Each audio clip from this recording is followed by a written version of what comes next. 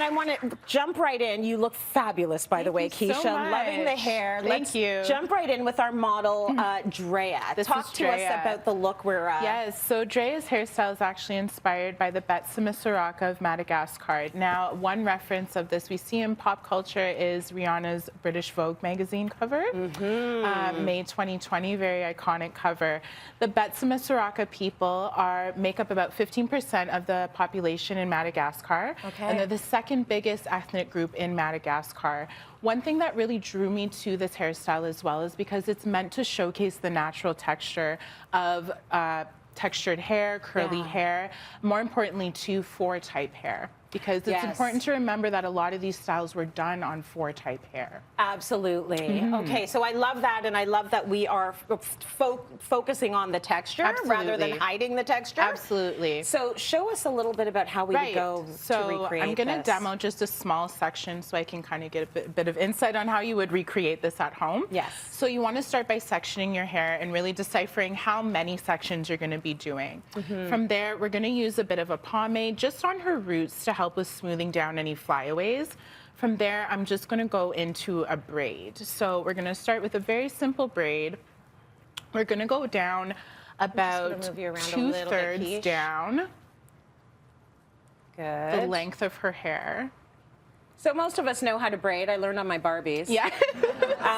So this is a good skill to know. It is, and I would imagine you can do this like 2-strand twist. If braiding isn't, your forte, that's totally fine too. YouTube is a great, help. Yes, absolutely. Great resource.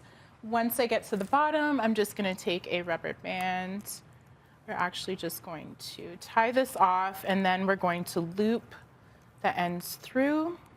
See, I like this because you're actually leaving the end out a little bit so we can respect the texture and have some fun with it. It doesn't have to be this structured, slicked back situation all the time. And for every texture, it's going to look different as well, too, right? So now we kind of form this cute little And of course, we went in and added some like hair accessories, some of the hair jewelry. Yes.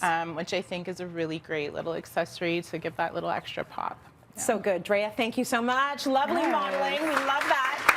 Lily, come on in here because we're going to talk about Bantu knots now. Yes, we are. We see these a lot in Hollywood.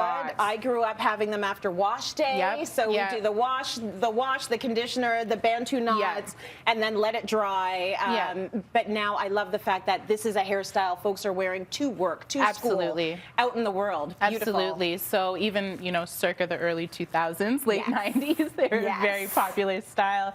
We see it with, people like Halle Berry, Lauryn Hill, and more recently, Letitia Wright, who is in Black Panther. And again, it's a very common style that we see. It's very low maintenance, and all these styles are heatless as well, which is great too. Yeah, easy to accomplish. So why don't you show us on Lily how we would do this? So Lily did her big chop about a year ago, so we're still in the growing out phase, which is great.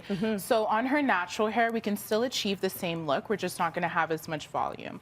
It really just starts with twisting the hair into one direction.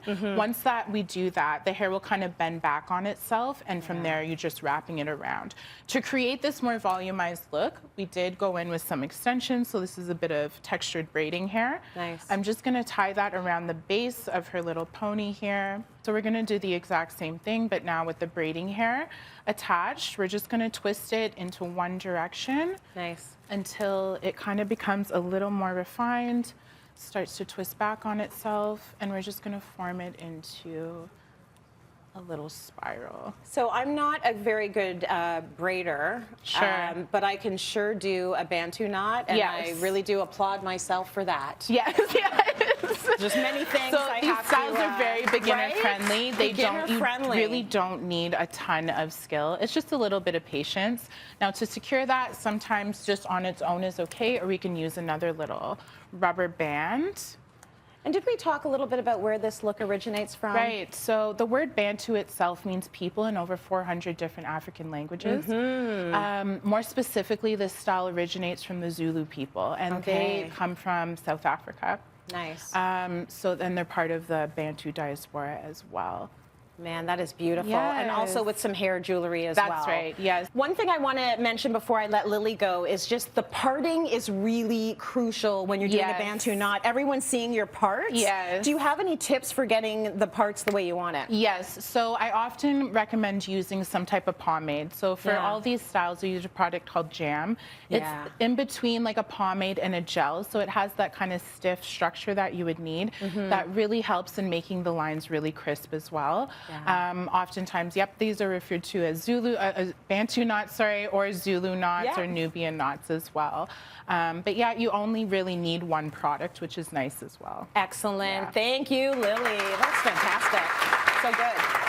All right, my next is, I love this one. This is Melissa. She is doing a curly mohawk, which I will never be over the mohawk, the faux hawk, whatever you want to call it. We love a mohawk. We love it. I just think it's so chic. So I'm going to start by showing them this side because it really is about the profile view of this one. Yes. What's the background on this? Because people might be thinking heavy metal. Sure. Not so much. Think Africa, people. Think the motherland. Yes. So we see the first beginnings of this type of hairstyle, or different variations of it all across the African diaspora.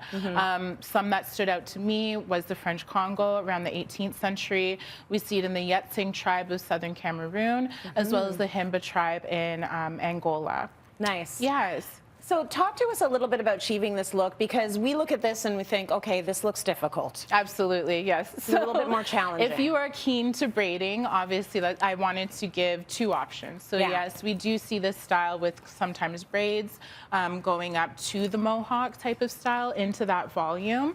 Another way we can do it is just pinning up the sides. If braiding is not your strong suit. She's looking at me. Yep, you can do it this way. So this is, you know, a more of a Tracy-friendly version of doing Thank you. So with this, underneath these little hair jewels are actually little rubber bands. So all I really did was create a section. We smoothed it out. I secured it with a rubber band. And then to create this height up here, I really didn't do much. I actually rolled the hair into itself to create that volume. I'm just going to turn you this way so we can see. Absolutely. So all of these styles front to back, maybe 45 minutes, an hour. It really didn't take that long at all. That's good. Yeah. That's impressive. Yes. So we see references of this style more recently in Woman King. In sports, we see it a lot because it's a style that with men is really versatile to wear. So you're just going to take the tail and sort of tuck it in there. Yes. So we're just going to kind of roll this under. Beautiful. And from there, we take some bobby pins and pin it, and that's what really creates that full shape.